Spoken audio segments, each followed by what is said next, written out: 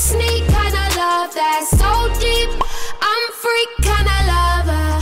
Ooh. What's up, y'all? I'm Kadijah Nicole and welcome back to my channel. So today's video is going to be a topic discussion type of video. So go ahead and get your wine, sip up, clink clink, and get your snacks and tune in. Get ready to discuss in the comments.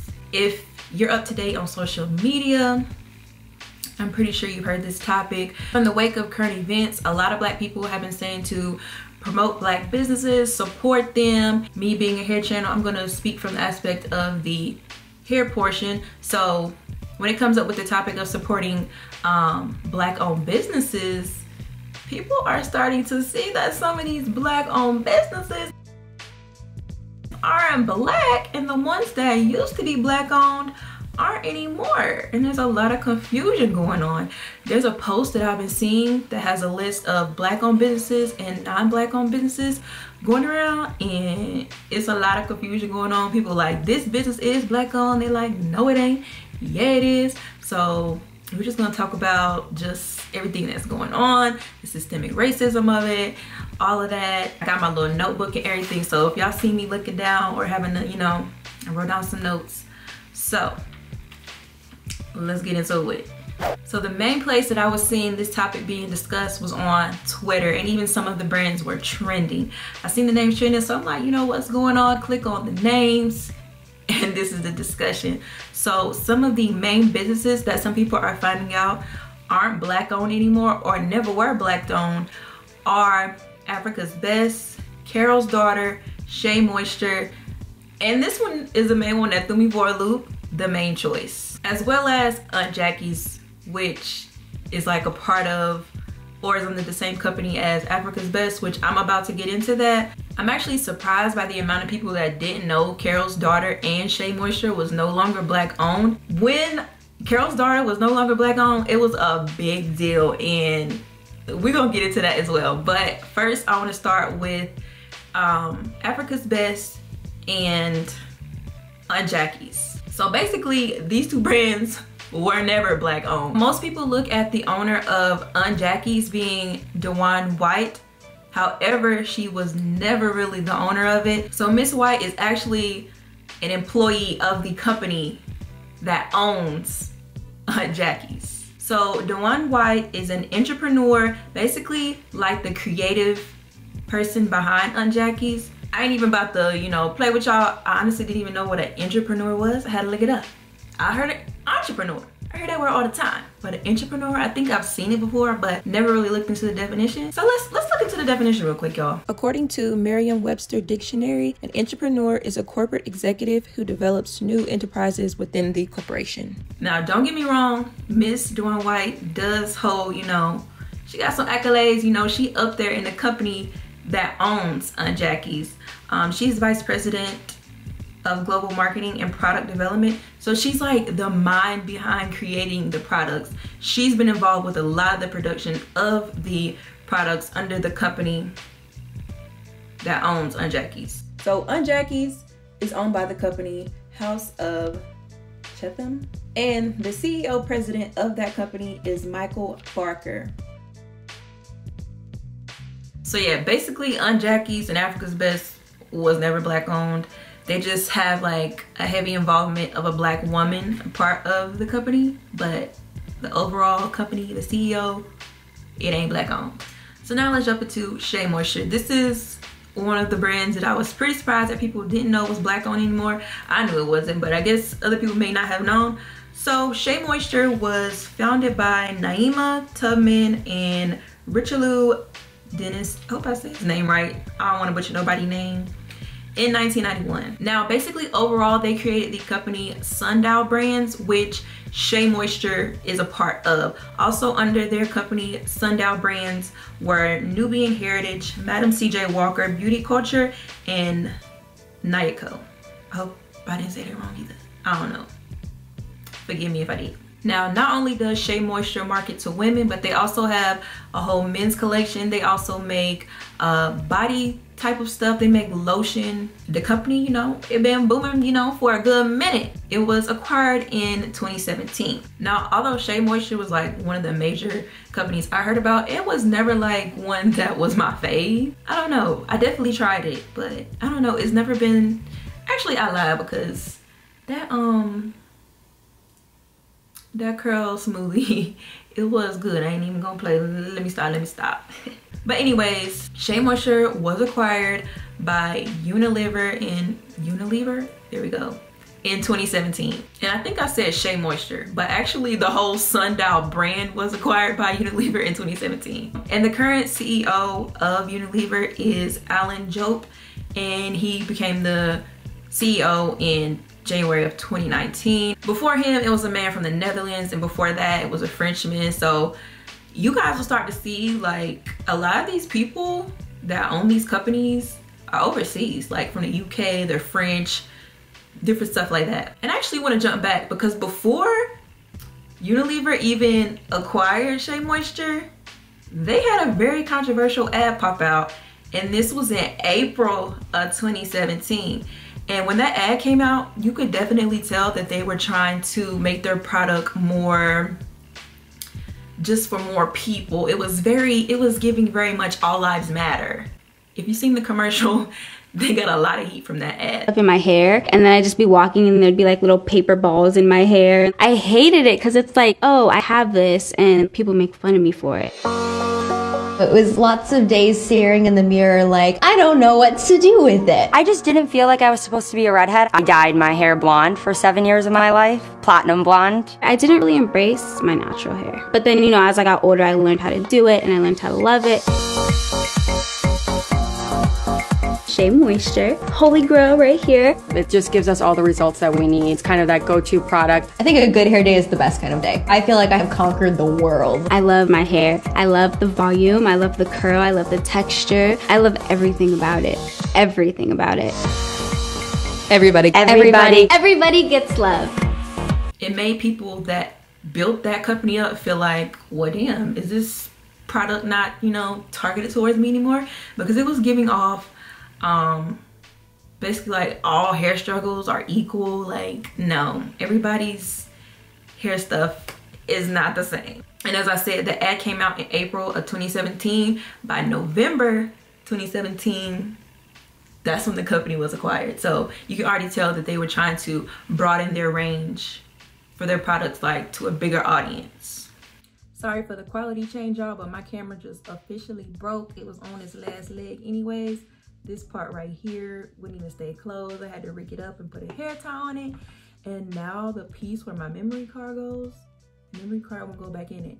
I just tried to transfer files from this video to make some more space, and now the memory card won't go back in, so it's broke. But we gonna continue this video using my iPhone now. So the next one, like, I'm very surprised why some people didn't know that this company wasn't Black owned anymore. You must be living under a rock if you didn't know this already. But I will say it may be some of the newer naturals that weren't aware of this. But anyways, Carol's Daughter. Originally founded by Lisa Price. You know, she started her business cooking her products up in her kitchen in the 1980s. And Carol's Daughter became an established business by 1993. And just like Shea Moisture, Carol's Daughters was one of the very first products I ever heard about using for natural hair. You know, it was definitely one of the first on the market that was marketed towards natural hair. As with all beginner businesses, you usually aren't selling that many products until you hit like a boom. Like, it's usually somebody shouts you out, or, you know, somebody comes across your product, you know, something along that lines, or you just been working on your stuff for a really long time. And for Carol's Daughter, she got that major shout out. And guess who shouted her out? The Oprah Winfrey. I was on the Oprah show almost 15 years ago, and I can't believe that it's been that long. The show aired, and the traffic on my site went from literally 17 people to over 10,000 in a space of 4 minutes. And it was as if we had suddenly arrived. Like, all of a sudden, people knew who we were. It was really remarkable.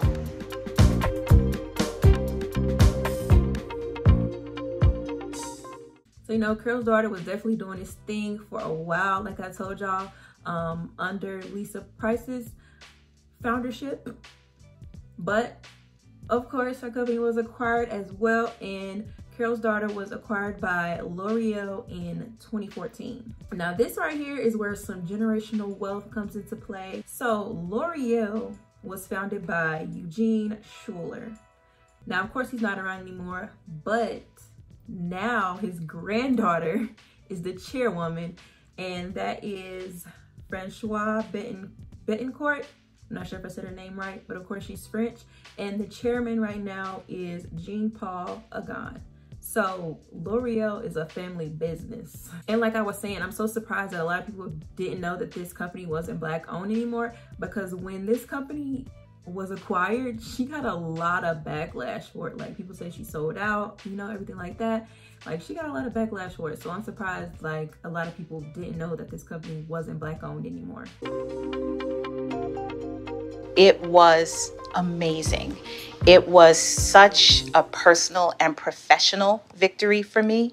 And I remember that evening, it was the first time that I got to sit down with my phone and, you know, go on social media. And I began to see positive responses. Yes, there were many of those, but there were negative responses, and the negative responses were very personal. And people called me a sellout, and they were upset and angry. And it was emotional. And I, in a very smart way, put the phone down, because I knew that if I let myself respond in that moment, it wouldn't be appropriate. So this next company I want to talk about, y'all, threw me for a loop, and that is The Main Choice, which was originally founded by and CEO Courtney Adelaide. So she was also a YouTuber, and she created The Main Choice in 2013. And honestly, to me, I feel like she brought The Main Choice out at the perfect time, 2013. That's like when the natural hair movement was just starting to boom. So if you were to be looking up some products, she's definitely going to be along the list of products that you can use for natural hair. Like, her products came out at like a really good time. And The Main Choice was actually the first hair vitamins I ever used when I first went natural. And because of the many Black women that came before her, I feel like her company was able to grow like so fast. Like, soon as The Main Choice came out, her products were selling. Like, The Main Choice, you was hearing about it everywhere. Her products were booming. But as of late, the company has also been on the list of acquired Black-owned hair companies. It is stated that The Main Choice was acquired by Mav Beauty brand in September of 2019. And the CEO/president of Mav Beauty is Tim Bunch. And the founder of Mav Beauty is Mark Anthony Vanier. So the crazy thing about this is, just the other day, I just happened to be scrolling on Instagram. I was just looking at a couple different natural hair companies. So I came across Courtney's page, and I was scrolling down her Instagram timeline. Well, this is like her regular page, her personal page. And I was scrolling on her page, and I didn't see her like promoting anything for The Main Choice. And you know, when you have a business, even though it's your personal page, you're gonna be promoting products. You know, you're gonna be promoting your business. Also looked in her bio, and The Main Choice wasn't there. I'm like, hold up. No, I know Miss Courtney Adelaide is the one that created The Main Choice, but I didn't see the Main Choice handle in her bio. She has a lot of other different things in her bio though. Like, I believe it's her daughter has her own hair bow line, and like a lot of other things in there. I think she may be even going and stepping into fashion. But yeah, so while scrolling down her timeline though, I seen that she's been promoting weight loss pills now, which was also in her bio. So I'm like, yo, what's going on? And then like a couple days after that, that's when all this stuff started popping off. But as of late, she's been posting on her Instagram that she's going to be talking about everything that's been going on. She stated on June 19th that she's going to be talking about exactly what's going on. And I actually did a little bit of my own research. And honestly, I feel like she's partnering with the Mav brand to broaden her range, like really boost the sales and, you know, make her brand just like super big. And with this signing that deal, they also spoke on starting some type of fund that's going to help with teaching Black women about generational wealth and you know how they can do that. When you really start looking into stuff like this, you realize like how systemic racism plays so much into this. Honestly, when a lot of these black women want to build their brands and make them bigger, they're ultimately going to have to reach out to white people. They're the ones with the power and they're the ones with the money, and that's what it boils down to. Just being a customer looking in, we see it as like, dang, you know, another black business, you know, we had it going and then like you sold it to, you know, the others. Y'all should know when it comes to this business stuff, like nobody's gonna want to do nothing for you for free. They're not gonna help you do anything for free, and they're gonna want money. So I'm pretty sure when it comes to those business meetings where these ladies have reached out to brands to help them, they ultimately want to own that company. They're gonna be looking at the numbers they're pulling in. Oh, you're pulling in this much? Well, if I bought it, I could provide it to a bigger audience and triple those numbers. That's how they're looking at it. But also, I do feel like these women still could reach those same numbers, but it would take a longer time. Being black and living in a country, being a part of a system that was not made for us. I know it's hard to do and achieve, succeed at anything that you're trying to do. I'm pretty sure when they go in those business meetings, it's almost like an episode of Shark Tank. They go up there, present their thing, and then they tell them how much of the business they want to own, and half the time they probably tell them they want the whole thing. They throw out a big number. Well, I'll give you $29 million. You know what I'm saying? Coming from nothing, like, that would be so hard to turn down. Y'all know that would be hard to turn down. Somebody offer you $29 million for your company. But also, as I say, I can see from the other side, it's like, hold on to it, get that generational wealth. Like I told y'all about these other people's over here, where the grandfather had it, now the granddaughter has a company. She's gonna pass it down to her kids, and the cycle just continues, and the money just continues. Like, black women definitely deserve to have some generational wealth when it comes to the beauty industry. We spend so much money into it. Like, there needs to be somebody out there, you know, bringing in some generational wealth when it comes to this beauty industry. We spend millions, billions, trillions in this industry.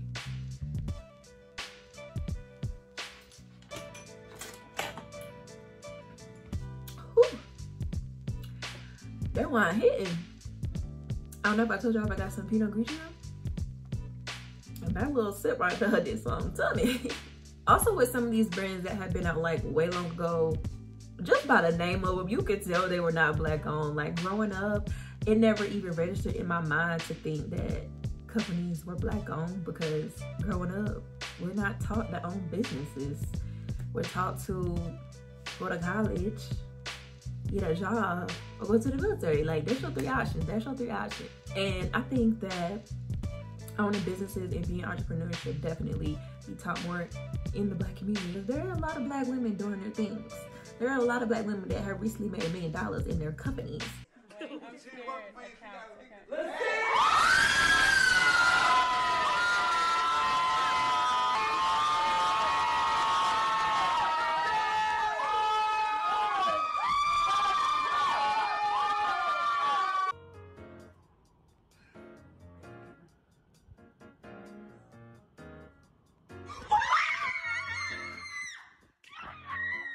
Total sales. Total sales. Total sales, sis. Oh, and the website total down sale. right now. The website down. The website not even up, but total sales, sis. Let me so they know. Yeah, underneath it's not capped. It's not capped. And I love every bit of it, and I hope to be one of them next. But overall, I don't think you should just completely stop using the products just because it isn't black owned anymore. At least that their names are still super tied to the company. And I also think that these men and women also still are pretty involved within the companies. Just definitely make sure you spend some coins at the black owned businesses that still are black owned. There are a ton of them out there, so definitely make sure you're still buying into those. I want to see black people at the top. I'm rooting for everybody black, you know what I'm saying?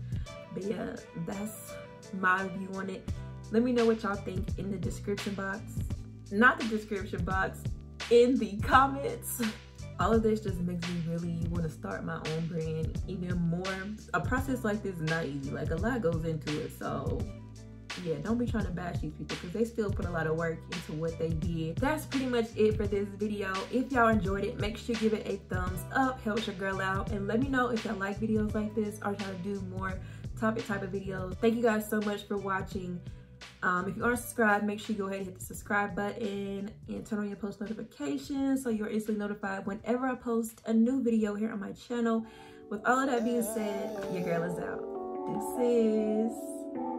Baby, come and talk to me. You're the sea. Tryna show you love, it's that TLC.